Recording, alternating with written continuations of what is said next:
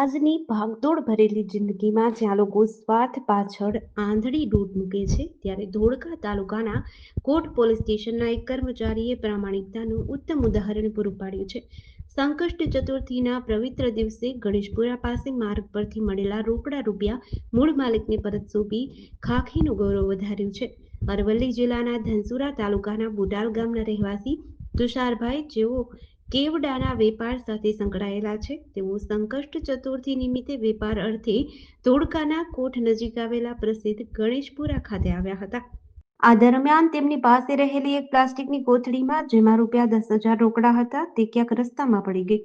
કોટ police સ્ટેશનમાં ફરજ બજાવતા જીઆરડી ઇન્ચાર્જ ચંદ્રસિંહ ટાંકને ફરજ દરમિયાન આ રૂપિયા ભરેલી કોથળી મળી આવી હતી. તરત જ નૈતિકતા દાખવી આ બાબતે તપાસ કરી કોથળીમાં રહેલી વિગતો કે તપાસના આધારે અસલ માલિક તુષારભાઈનો સંપર્ક કર્યો હતો.